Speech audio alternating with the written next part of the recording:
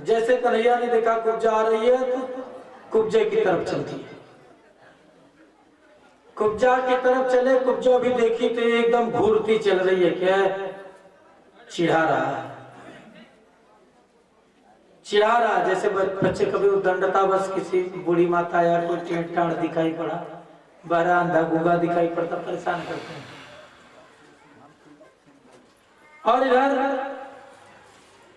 कुब्जा देख रही है, घूर रही है, रास्ते बदल रही है। जैसे कुब्जा रास्ता बदलती थी तो कन्हैया भी बदल देते थे, ठीक सामने सामने, पुनः इधर उधर। अंततोगत्वा जाकर के दोनों लोग टकरा गए सामने सामने। अब कुब्जा एकदम भौं चढ़ा करके देखे, बड़ा दुष्ट है, इतना नटखट में बच्चों को मैं देखा। और जब बड़ा ध्यान लगा करके देखती तो रूप माधुरी देख करके प्रसन्न हो जाती कि बड़ा सुंदर बालक। इनके मुखारविंद कितने सुंदर है, सांवले सांवले हैं पर भी सुंदर है।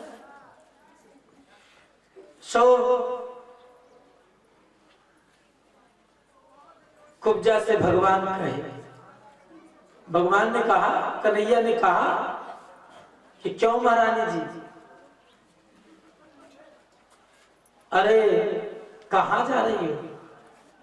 जैसे महाराज महारानी का दिए कन्हैया तक और भड़क गई। तीन तरह से टेढ़ी टाढ़ी, और उसको आप महारानी जी कह देंगे तो उसके तो तुरंत अंदर लग जाएगी बात कि कितना दुष्ट है, मुझे महारानी बुला रहा। अब कन्हैया ने कहा कि अच्छा ये बता, ये चंदन मिलेंगे हमें लगाने के लिए? कुब्जा ने कहा, अब तो वो खोल रही थी महाराज, महारानी जी का दे तो और खोल रही थी। कुब्जा ने कहा कि हाँ, तेरे जैसे बहुत काले कलुटे यहाँ आए और गए, महारानी बुलाता है, चंदन लगाएगा? अरे अपने मुंह जा देख ले,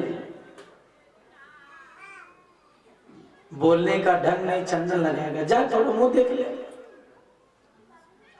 अरे कन्हैया ने कहा अच्छा ठीक है, चंदन तो लूंगा। अब दोनों लोगों में झड़प हो गई थोड़ा सा, महाराज चंदन के लिए। वो कहती हमारे राजा के लिए, कंस के लिए चंदन है, अंगराग लगाने जा रही है। कन्हैया ने कहा तो चाहिए यही चंदन। जैसे थोड़ा खटपट हुआ, कन्हैया ने कहा कि अब इसको मैं बता ही दूं, अभी तक समझ नहीं पाई। कभी कभी भक्तों के सामने प्रभु आके चले जाते हैं महाराज, भक्तों को पता नहीं चलता, वो अपने में ही मस्त रहते हैं, अपने माया में लगे रहते हैं। और इधर प्रभु जैसे कुब्जा के पैर को अपने पैर के अंगूठे से उसके अंगूठे को दबाया और उसके इस दाढ़ी के टुड्डी पे धीरे से हाथ छुआ दिया। जैसे स्पर्श कराया, तुरंत वो जो विरूप कुब्जा थी, तीन तरह से टेढ़ी थी, वो कुब्जा एकदम सुंदर नवयुवती स्त्री का स्वरूप आ गया। सुंदर स्त्री का स्वरूप जैसे पाई, कन्हैया तो ठीक ही कर रहे थे, गलत नहीं कर रहे थे महाराज। वास्तव में जो वो थी वो बताए, पर भाई इस मन का भ्रम बताए, मन बड़ा चंचल है, स्थिर होता नहीं, हो जाए तो फिर क्या बात। तो तुरंत वो जो है अब कुब्जा कहने लगी, काली कह रही महाराज ये सब चंदन ले लो, और चंदन ही नहीं आप मेरी कुटिया में चलो पधारो। कन्हैया ने कहा कि अब तक तो चंदन देने वाली नहीं थी, काला कलूटा बना रही थी, मुंह देख लो बता रही थी, अब कह रही कि चलो चंदन भी ले लो, हमारी कुटिया में चलो। ना बाबा नहीं, अब मैं तुम्हारी कुटिया में नहीं जाऊंगा। अब बहुत अनुनय विनय याचना प्रार्थना जब उसने किया तो कन्हैया ने कहा कि ठीक है, आगे का कार्य पूर्ण कर लूंगा, आऊंगा तुम्हारी कुटिया में जरूर, जैसे राम जी सेवरी की कुटिया में गए थे। इधर प्रभु कृष्ण कन्हैया आगे बढ़े, जैसे आगे बढ़े वो धोबी मिल गया महाराज, जो रामावतार वाला था, ताना मारा था, सीता जी को पुनः अग्नि परीक्षा के बाद भी छोड़ा। वो धोबी दर्जी सब मिले, कन्हैया के साथ जो ग्वाल वाल गए थे तो वो आज भी नटखट है। उनको तो कोई परवाह होता नहीं था, क्योंकि कन्हैया है, कन्हैया है, कन्हैया है तो क्या चिंता, कौन सा कष्ट, कौन सी दिक्कत, सब कुछ। ग्वाल बाल सखा कहने लगे कि अरे कन्हैया, तुम्हारे साथ रहते रहते तो सब इच्छा पूर्ण हो गई। भक्तों की इच्छाएं भगवान के सामने कभी पूर्ण होती नहीं महाराज। भक्त कुछ न कुछ कहते ही रहते हैं, कहते रहते हैं भगवान से, हे भगवान ये दे दा, भगवान वो दे दा, मांगते रहते हैं भगवान से। और जब भक्त ये कह दे कि प्रभु आप ही का सब कुछ है, आप अपना करिए, तो समय समय से सब करते रहे। लेकिन अपनी इच्छाएं भक्त जागृत कर देते। तो वो सखाओं ने कहा कि कन्हैया, राजाओं जैसा ठाट बाट अभी हम लोगों को मिला नहीं। इस महल में आए तब लगा कि हाँ राजमहल। तो कन्हैया अगर तेरी कृपा हो जाए ना, तो राजा जो वस्त्र पहनते हैं तो हम लोग भी थोड़ा अपना पहन मान लें। कन्हैया ने कहा कि अच्छा ठीक है, चल। आगे बढ़े, उस धोबी के पास पहुंचे। राजा कंस के जितने वस्त्र थे सब बढ़िया बढ़िया धुल धुल करके सब बढ़िया से बना बना के रखा। कन्हैया पहुंचे, ये वस्त्र दे दो। अब उसने कहा कि तुम्हारे लिए वस्त्र है, तुम्हें पता नहीं यहाँ अच्छे अच्छे की हिम्मत नहीं बनती है कि इसका नाम ले लो। और ये जानते हो किसका है? सो उसने कहा कि जानते नहीं, ये राजा कंस का है। अगर इसको ले भी लिए, कोई देख लिया ना, तो भी समझ लो कि तुम्हारी खैर नहीं है,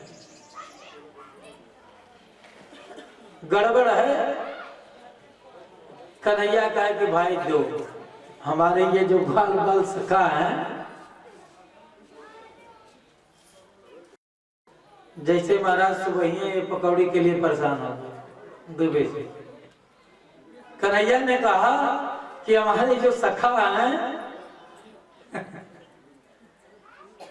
तो ये सखा इनको चाहिए, ऐका दिए तो लेंगे, देना पड़ेगा। अब वो धमकाने लगा।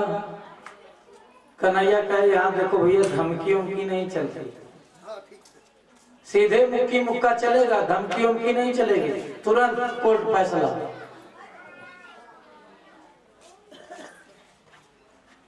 तो कहा कि हाँ अब इस पे भी आ गए। कन्हैया ने कहा देते हो कि नहीं? उसने कहा नहीं दूंगा। कन्हैया कहा कि लो, एक तमाचा जड़ दी। जैसे उस धोबी को एक तमाचा लगा महाराज, उसकी बुद्धि जो बिगड़ी हुई थी सब पलटा खा गई। उसकी विपरीत बुद्धि सद्बुद्धि आ गई। जैसे सद्बुद्धि आई, वो सब वस्त्र पकड़ा दिया कि ले जाओ महाराज, आपको नहीं दूंगा तो किसको सब।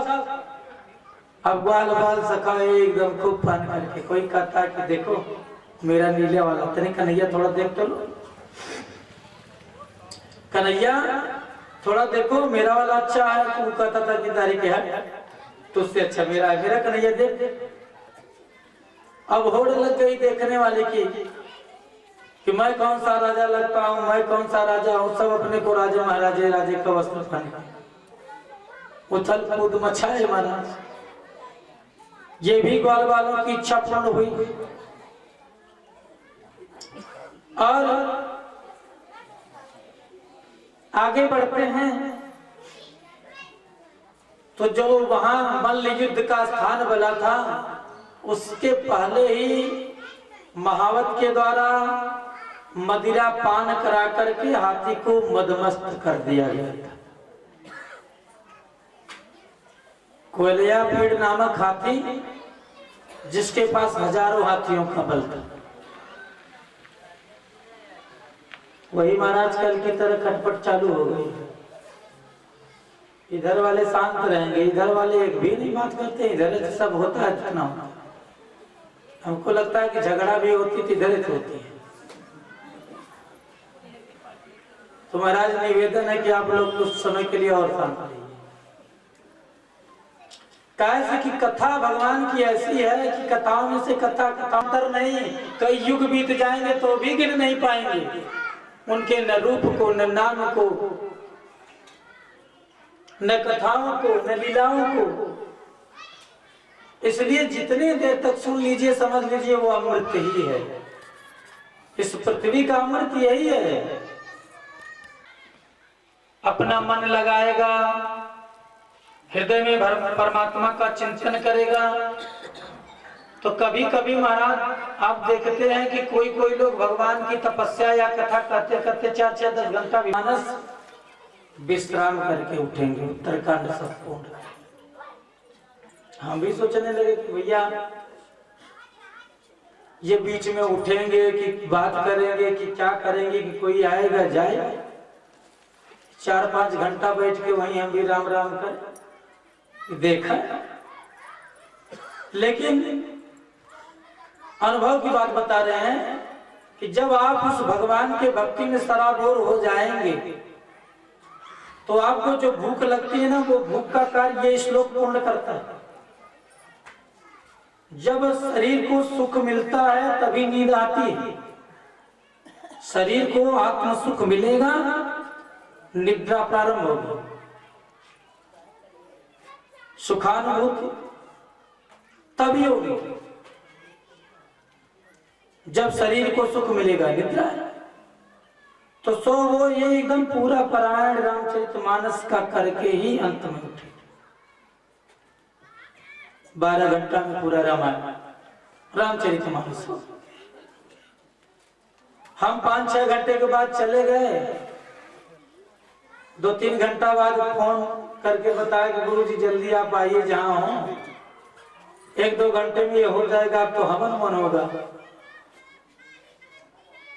तो भगवान की कृपा किसके ऊपर हो जाए कहा नहीं जा सकता। इसलिए जब मन लगने लगेगा तो यह अपने आप ये सब जो कुछ आप करेंगे भगवान के प्रति न, तो वो भी एक प्रकार से आपके लिए आहार ही होगा। जैसे अध्यापक लोग जो अध्यापन कराते हैं, पढ़ाते हैं, जब तक बच्चों को क्लास नहीं पढ़ा लेते महाराज, उनका मन व्यग्र रहता है कि आज कुछ हमारा कम दिखाई पड़ेगा। ऐसे ही सबका होगा। तो इधर वो 10,000 हाथियों का बल रखने वाला कोयलियापीड़ नामक हाथी, दूसरे महावत ने उसको मदिरा पिलाया। मदिरा पिला करके मदमस्त कर दिया। महाराज अब हाथी को क्या पता कि मदिरा क्या है। यहाँ तो मनुष्य को पता है कि मदिरा क्या है, पीनी नहीं चाहिए, अच्छा नहीं है, हर तरह से नुकसान करता है, शरीर भी खोखला बना देता है, परिवार भी खत्म कर देता है, तो भी उसी की चाव रखते हैं महाराज। मनुष्य जिसके पास सत असत बुद्धि है कि कौन सा कार्य अच्छा है, कौन सा अच्छा नहीं है, जानने वाला व्यक्ति। और जिसके घर अगर मदिरा पीने वाले व्यक्ति होंगे महाराज, उसका घर समझ लीजिए वहां प्रेतांश से वास करता है। प्रेतांश कभी सुख समृद्धि नहीं होगी। इतना नहीं, घर के देवता नाराज होकर के चले जाएंगे, पितर रुष्ट हो जाएंगे, और घर में अनेक प्रकार का उपद्रव ही उपद्रव होगा, उपद्रवग्रस्त परिवार हो जाएगा। जब तक जो है उसका सेवन करना बंद नहीं करे। इतना नहीं, परिवार तो नष्ट होगा, वो स्वयं नष्ट हो जाएगा। एक दिन वो स्वयं ऐसा भयंकर रोग होगा कि ना वो मदिरा पाएगा ना कुछ पाएगा, अंत में ये पंचतत्व वाली शरीर पंचतत्व में चल जाए। सो नशे करने वाले लोगों से करवत अनुरोध है महाराज कि कृपया अगर छूट जाए तो अपना छोड़ दे। ऐसा नशा अपनाए भगवान के नाम का जो कि हमारा लोक परलोक दोनों बन जाए, न यहाँ छूटे न वहां छूटे, और न बार बार आना पड़े न बार बार जाना पड़े। 84 का चक्कर भी छूट जाए, न 84 में आएंगे न पवित्र वस्तुएं पेट में मुंह में चल जाए। इधर कुलिया पीड़ नामक हाथी खूब बलवान मदिरा से मदमस्त कन्हैया पधारे। जैसे कन्हैया पधारे वो तुरंत उनके ऊपर आक्रमण, भयंकर युद्ध हुआ। कभी वो मारता कभी कन्हैया मारते, ऐसे युद्ध करते करते एक बार जैसे ही वो सूंड में लेकर के कन्हैया को फटका, कन्हैया को क्रोध आया। कन्हैया तुरंत अपना दाव लगाए, उसके पैर के बीच में से जाकर के उसके टुकड़ी में ये घूसा कस के मारे और गोविंदाय नमो प्राणांत हो गया। प्रेम से बोली वृंदावन बिहारी लाल की। और भगवान अब महल में उस अखाड़े के पास धीरे धीरे पहुंचे। मथुरा के जितने नगर निवासी थे, बाल वृद्ध थे, नगर नारियां थीं, देवियां थीं, राजे महाराजे थे, अब वो सब खूब दर्शन लाभ ले रहे हैं। होड़ लग गई कि पहले मैं देख लूं। अब तक तो कन्हैया की कथाओं का चर्चाएं सुनते थे, कन्हैया के कार्यों की सराहनीय बात सुनते थे। आज कन्हैया प्रत्यक्ष दर्शन मिल गए, होड़ लग गई, दौड़ पड़ गई। और इतना ही नहीं, वहां के स्थान कम पड़ गए। कोई अपने पैरों को उच्चक करके कन्हैया बलराम जी का दर्शन करता है, कोई उछल के देखता है, दर्शन लाभ पाता है, और कोई कोई महाराज छज्जे पे चढ़ जाते हैं, कोई कोई झांकियों से निहारते। जैसे ही कन्हैया और बलराम जी के रूप माधुरी को लोग निहारते हैं, उनके मन अकस्मात कन्हैया के पास खिंच जाते हैं कि ऐसे रूप, ऐसा रंग, ऐसी मधुरता, ऐसा स्वरूप आज तक हमने कभी देखा। और ऐसे मधुर स्वरूप को देख करके अपने मन में, उनके मन में उद्गार आता है, भाव आता है, प्रसन्नता से हाथ जोड़ करके कहते हैं कि साक्षात नारायण लोग ही पधारे हैं, हमारे जन्म सफल हो गए। अद्य जन्म साफल्यम अद्य में कुलम मम, मेरा कुल सफल हो गया, मेरा गोत्र सफल हो गया, मेरा जन्म सफल हो गया। और हाथ जोड़ करके परमात्मा से प्रार्थना करते हैं सब नगर निवासी कि ये छोटे छोटे दूध में बालक सरीखे दिखाई पड़ रहे हैं, और जब अखाड़े में प्रवेश होंगे तो वहां बड़े बड़े बल वाले इनके साथ लड़ेंगे, इनके साथ उनका मल्ल युद्ध होगा पहलवानों के साथ। तो प्रभु आप ऐसे कृपा करिए कि इन दोनों का कुछ अनिष्ट न हो। दुहाई देते हैं भगवान से, और प्रभु से दुहाई दे करके इधर कन्हैया बलराम जी आगे अखाड़े के पास। बड़े बड़े पहलवान लगे थे महाराज, चारों तरफ सबका स्थान बना। देश देश के लोग आए थे, देश विदेश तक के आए थे। कोई विदेश का अपना नामी गामी पहलवान था, कोई प्रदेश का था, कोई प्रदेश के जितने जिले हैं उनमें से बड़े बड़े पहलवान छठे छठे आए थे। क्यों? क्या करने के लिए? कन्हैया और बलराम जी को युद्ध में काल के गाल में डालने के लिए। कन्हैया पहुंचे, बलराम जी पहुंचे। जैसे अखाड़े में पहुंचे और इधर कंस की घबराहट बढ़ती जाती है। जैसे जैसे कन्हैया नजदीक आ रहे हैं, पता चल रहा है कि उधर हाथी गई, केसी गया, व्योमासुर गया, बड़े बड़े लगे हुए राक्षस चले गए, असुर चले गए। घबराहट बढ़ती चली जाती, बीपी बढ़ गई,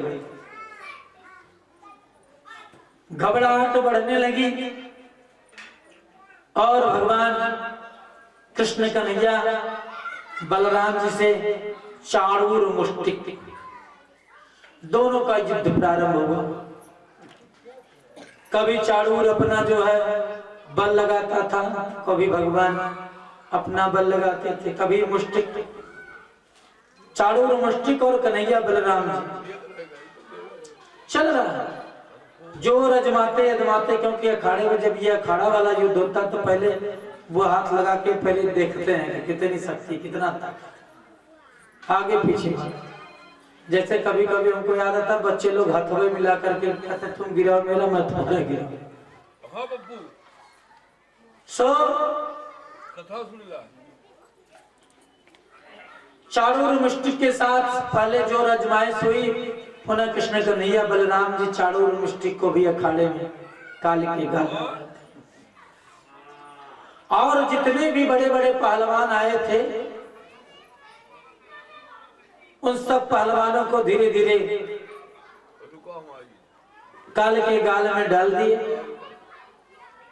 अब बचे महाराज धीरे धीरे कुर्सी खाली हो गई, धीरे धीरे पहलवानों की कुर्सियां सब खाली। अब वो जो बड़ी वाली कुर्सी पे बैठे थे महाराज कंस, कन्हैया ने कहा कि मामा जी अब तो मामा जी आप ही को आना पड़ेगा, अब आपकी बारी आ गई। अब तो और घबराने लगा कि अरे, जबकि मामा का भांजे के प्रति बड़ा प्यार होता है। कहीं माँ से ज्यादा मामा अपने भांजे से प्यार दुलार देते हैं। अभी माँ अपने बच्चे को थोड़ा सा डांट दे तो महाराज मामा अगर आ जाए ना तो वो बालक रोना होना बंद कर दे, इतनी ममता। पर मामा ये भी है महाराज कंस, जन्म से शुरू कर रहे हैं मारना, जन्म के पहले से ही प्रतीक्षारत थे। और आज कन्हैया तुरंत ऊपर गए और सिंहासन से मामा कंस को पकड़ करके लिया। आओ मामा, बड़ी देर से आप इस युद्ध का चाव रख रहे हैं, मन में आपका विचार है, बड़ी व्यवस्थाएं बनाए थे, तो ये व्यवस्था भी पूर्ण हो जाए। अब इधर कन्हैया पकड़ करके मामा को लाए। अब दोनों लोगों का प्रारंभ, पहले दोनों लोग अपना हाथ मिला करके जोर अजमाइश किए, धीरे धीरे अपने दाव लगाए, कभी वो पटके कभी वो पटके, पटकी पटका प्रारंभ। अब पटकी पटका से धीरे धीरे ये हो गया मुक्की मुक्का। महाराज जबकि उस युद्ध में होता नहीं है, पहलवानों के युद्ध में वो मार झगड़ा वाला नहीं होता, केवल दावे लगता है। लेकिन अगर दोनों पहलवानों में कोई आंतरिक दुश्मनी हो, अंतर मन व्यग्र हो, अगर दोनों में ना हो, एक में ही हो, तो कुछ न कुछ होना असंभव नहीं है, सब संभव हो, कुछ हो सकता है। अब तो देशा भाव था कंस का, उसके मन में कन्हैया के प्रति द्वेष था। सो वो अपने जोर को आजमाइश किया, पटकी पटका हुआ, अब मुक्की मुक्का चालू कर दिया। कब मारेंगे ऐसे नहीं समझ में आ रहा, कब पीटेंगे, मुक्की मुक्की। कभी कन्हैया कभी मामा कंस, और क्रोध धीरे धीरे आने लगा उसको। जब ज्यादा बात बढ़ गई, कन्हैया ने कहा कि अब ठीक है, मिश्रा जी सामने से बैठिए, हम देख रहे हैं कि गेटवे की तरफ सब लोग मतलब धीरे से खसकने का विचार अपना पहले ही बनाते हैं। हम तो सोच रहे थे कि इधर है कुछ गड़बड़ी है, इधर वाले भी गड़बड़ है, इसलिए कि पहले से खसकने का प्रारंभ बना लिए थे। इधर वाले कम से कम भले बातें एक आध बार कर लेते हैं, लेकिन कम से कम ये तो है कि रहेंगे।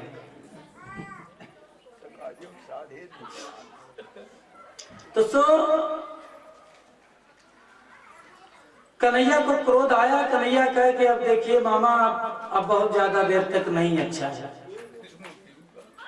बस कन्हैया को क्रोध आया और एक मुक्का खींच के मारे, गोविंदाय नमो नमः। मामा कंस का प्राणांत हो गया।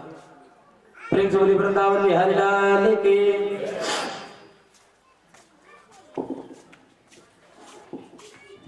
और इधर कृष्ण कन्हैया बलराम जी दोनों लोगों का यज्ञोपवीत संस्कार हुआ। जो मनुष्य के जन्म से लेकर के मृत्यु से मृत्यु तक 16 संस्कार होते हैं मानव मनुष्य। 16 संस्कारों में से यज्ञोपवीत संस्कार भी एक प्रमुख संस्कार। अब सोच लीजिए कि कन्हैया और बलराम जी का यज्ञोपवीत संस्कार नहीं हुआ था, उसके पहले पहले ही इतने बड़े बड़े दैत्य असुर मामा कंस तक का उन्होंने उद्धार कर दिया। यज्ञोपवीत संस्कार हुआ तभी गुरुकुल में प्रवेश हुआ। गुरुकुल की शिक्षा तभी होती, जब तक यज्ञोपवीत नहीं होगा गुरुकुल वाले लेंगे ही। अगर लेंगे पहले यज्ञोपवीत कराएंगे तब आपका प्रवेश होगा। यज्ञोपवीत हुआ, गुरुकुल में प्रवेश हुआ, गुरुजी से शिक्षा दीक्षा प्राप्त किए। और इधर जब बहुत दिन बीत गए, उद्धव जी से कन्हैया का भेंट हुआ, मिलन हुआ। उद्धव जी से जैसे कन्हैया का मिलन हुआ, उद्धव जी चर्चाएं करने लगे। कन्हैया ने कहा कि उद्धव जी क्या है आप चर्चा कर रहे हैं? जितनी चर्चाएं आप कर रहे हो ना, ज्ञान की चर्चा या मान की चर्चा या बड़ाई की चर्चा या भक्तों की चर्चा या भक्ति की चर्चा, ये आपकी सारी चर्चाएं उस गोपियों की प्रेम चर्चा के आगे सब फीकी। अरे उद्धव को लगा कि कैसी बात कर रहे हो। उद्धव जी ने कहा कि क्या बात कर रहे हो? कन्हैया ने कहा कि हाँ ठीक कर। उद्धव जी ने कहा, कन्हैया ने कहा कि तुमको पता ही नहीं, उद्धव जी आपको तो पता ही नहीं है कि वो गोपियां नित्य निरंतर आज भी मेरा चिंतन करती हैं, अब भी करती हैं। वो केवल अपने प्राणों को रख के रखी हैं, बाकी उनके शरीर में कोई संचार नहीं है। वो गोपियां, ये है महाराज भक्त की पराकाष्ठा कि प्रभु की बातों को सुन करके, प्रभु के प्रेम को सुन करके भाव भी नहीं उद्गार आ जाए। ये भी एक प्रकार की भक्ति है। 9 भक्ति में से एक भक्ति यह है कि बार बार भगवान के नाम की, भगवान की कथा चर्चा आए, भगवान की कष्ट की चर्चा आए तो वो भक्त पागल हो जाता है, रोने लगता है, बेहवल हो जाता है, संभाल नहीं पाता है। ये भक्ति है। सो उधर कन्हैया ने जैसे उद्धव बाबा से बताया, उद्धव जी ने कहा कि तो ठीक है, पता चल जाता है, परीक्षा ले लेता हूं। कन्हैया ने कहा कि जाओ, वहां आपका कोई ज्ञान मान की चर्चा है, एक भी मानने वाली नहीं गोपियां। महाराज उद्धव जी तो अपना वही पीला पीला पीताम्बर पहनाते हुए चल दिए। जैसे उद्धव जी दूर से दिखाई पड़े, गोपियां तो बड़ा प्रसन्न हुई। गोपियों ने सोचा कि हमारा कन्हैया वही पीला पीला पीतांबर पहन के आ रहा है, वही पीला पीला कन्हैया। आज तो हमारे कन्हैया का दर्शन लाभ, मेरे तो जीवन आज दिखाई पड़ रहे हैं। संचार जागृत हुआ। जैसे ही उद्धव जी पास पहुंचे, जैसे उद्धव जी पास पहुंचे और उद्धव जी गोपियों से वार्ता करते हैं। उद्धव जी अपना पोथी पत्र खोल दिए महाराज सब।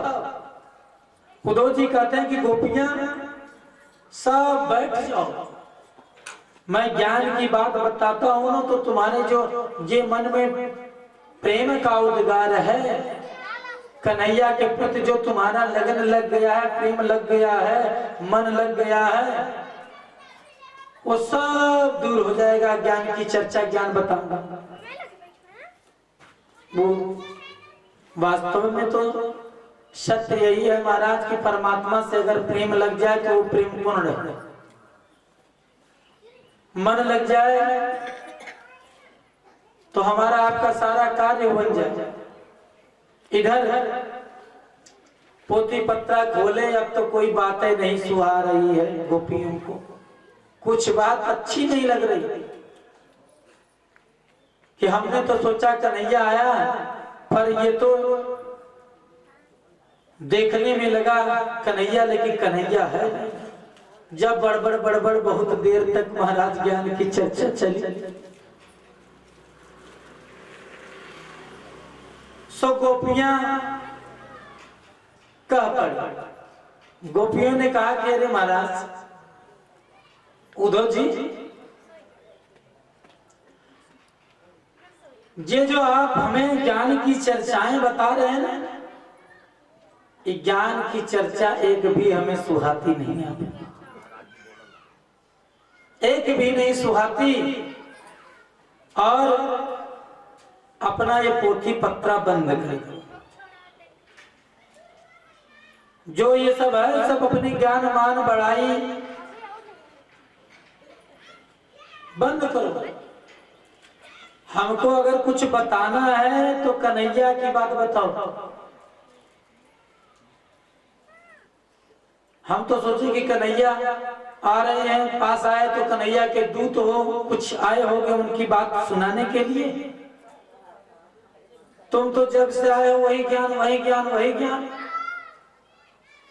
तो ज्ञान अज्ञान की बात छोड़ दो, ज्ञान अज्ञान होगा तब परमात्मा मिलेंगे। यहाँ तो उसी से लगा हुआ डायरेक्ट संबंध। सो उद्धव एक बात हमारी भी सुन लो।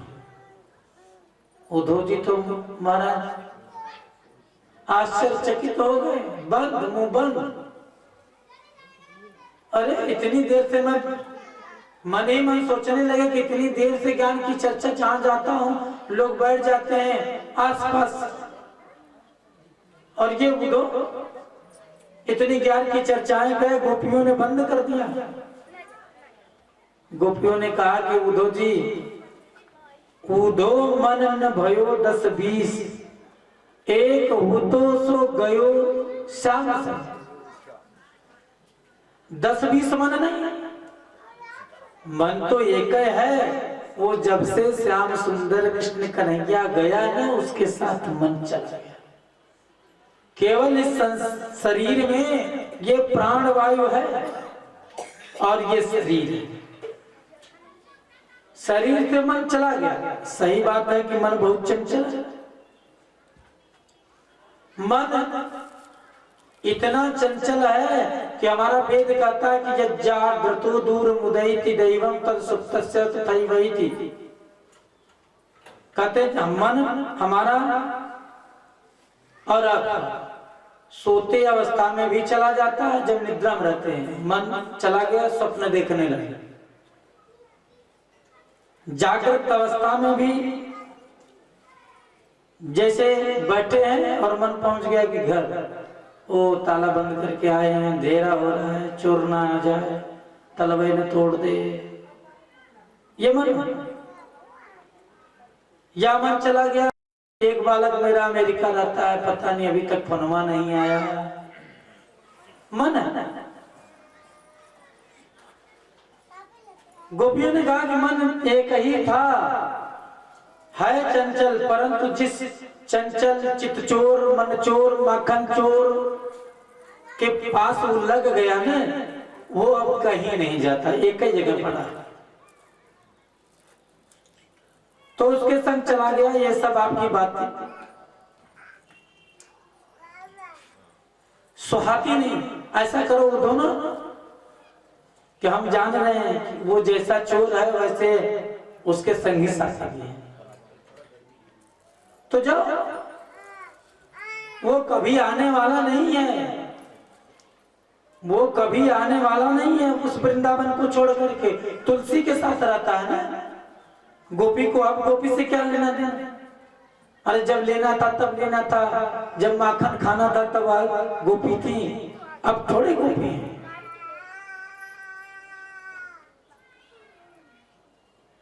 महाराज बड़ी बड़ी उलाहना दे करके गोपियां उद्धव जी को वहां से विदा कर देते। उद्धव जी आए, कन्हैया दूर से देखे कि मुंह लटका है। भाई कोई कार्य बना करके आता तो खूब एकदम अपने में प्रसन्न चित्त रहता है। जैसे ही उद्धव जी पहुंचे, कन्हैया ने कहा एक बाण मारे। क्यों उद्धव जी? ज्ञान अपना बांट के आ गए ना, अब तो ठीक है गोपियां। अरे उद्धव जी ने कहा कि प्रभु वो तो आपके सिवा किसी को नहीं जानती, कोई देवताओं को नहीं जानती। चाहे वहां ज्ञान बताइए आप, चाहे कुछ कहिए, वहां उनके पास कुछ है नहीं। वो तो कहते कि मन में भेज दिए। ऐसे ही गोपियों का प्रेम था महाराज, ऐसा गोपियों का प्रेम। और भगवान श्री कृष्ण कन्हैया के लिए भ्रमर गीत गाते हैं कि वो भौरे जैसे काले होते हैं ना, ऐसे वो काला है। भौरे जैसे रस पान कर लेते हैं, रस प्राप्त करके चले जाते हैं, या रस पीते पीते वो कमल के पंखड़ियों के पराग में बंद हो जाते हैं, ऐसा काला है। हमें क्या है पूछेगा? नहीं पूछे। खूब भ्रमर गीत गाता। अब भगवान उद्धव जी से मिले, उसके बाद कुब्जा के यहाँ पधारे। कुब्जा बड़ी प्रसन्न हुई, चंदन का लेपन करती है, स्वागत सत्कार करती है। अक्रूर जी से भी वार्ता हुई थी स्तुति में। अक्रूर जी ने कहा कि प्रभु हमारे यहाँ पधारिए, हमारी जो ये कार्य है इसके लिए आप हमें क्षमा करें। अक्रूर जी से भी कन्हैया ने कहा था कि ठीक है बाबा आएंगे। अक्रूर जी के यहाँ पधारा। हस्तिनापुर जाते हैं और इधर जब कंस मारा गया, उसकी दो पत्नियां थी। एक का नाम था अस्ति और एक का नाम था प्राप्ति। जब अस्ति प्राप्ति के पिता को पता चला जरासंध को, तो जरासंध पहले तो अनमना सा हुआ, मन खिन्न हुआ कि हमारे पुत्रियां वैधव्य योग को प्राप्त हुई। पुनः हंसा और जरासंध ने कहा कि जब तक मैं कन्हैया बलराम का प्राण वध नहीं कर दूंगा तब तक मैं चैन की सांस नहीं लेंगे। 23 अक्षौहिणी सेना लेकर के जरासंध बार बार द्वारकापुरी पर चढ़ाई किया। 23 अक्षौहिणी के सेनाओं का संहार भगवान कृष्ण कन्हैया बलराम जी के द्वारा 17 हुआ। और जब अंतिम बार वो 23 अक्षौहिणी सेना को लेकर के पहुंचा, उसी समय काल यवन नामक दैत्य, वो काल यवन नामक दैत्य अपने गदा को लेकर के समुद्र के जल के ऊपर बार बार प्रहार कर। तीनों लोकों में युद्ध की भिक्षा मांग रहा था। श्रीमन नारायण भजमन नारायण का उद्घोष करते हुए नारद जी पहुंचे। नारद जी ने कहा कि अरे भैया, अपने गदा से इस जल के देवता वरुण के ऊपर क्यों अत्याचार कर रहे? जैसे नारद जी ने कहा तैसे कालेवन गदा लेकर के दौड़ पड़ा। क्या हो महाराज, हमसे आपसे हो जाए? गदा युद्ध की भिक्षा मांग रहा हूं, कोई लड़ने वाला नहीं है मुझसे। जैसे गदा लेके दौड़ाए में तो नारद जी अपना बीड़ा का तान फेरे, श्रीमन नारायण भगे मारा तुरंत। नारद जी ने कहा अरे भैया सुनो सुनो मेरी बात, मैं लड़ नहीं सकता, सुनो सुनो बात तो सुन लो मेरी। कालेवन ने कहा कि अच्छा बताओ, चल तेरी सुन लेता। नारद जी ने कहा कि देखो तुमसे मैं तो लड़ नहीं सकता, लेकिन तुमसे लड़ने वाला बता सकता हूं। कालेवन ने कहा तो बता। नारद जी ने कहा कि चले जाओ द्वारिकापुरी, द्वारिकाधीश कन्हैया के साथ तुम्हारा युद्ध होगा ना। वो सामने सामने काले काले घुघराले बाल वाले, तो तेरी सारी सेखी पूरी हो जाएगी,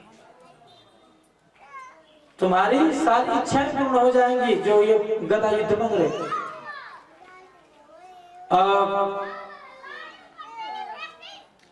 दुष्ट और मूर्ख और शंख दोनों फूकने से बजते हैं महाराज। शंख फूकेंगे नहीं तो बजेगी नहीं। दुष्ट को दो चूड़ी मार दिए तो वो उनकी चूड़ी और बढ़ जाएगी। जैसे नारद जी पंप भरे, हवा भरे, कालेवन 3 करोड़ मृक्षों की सेना लेकर के द्वारकापुरी पर आके धमक गए। उधर जरासंध 23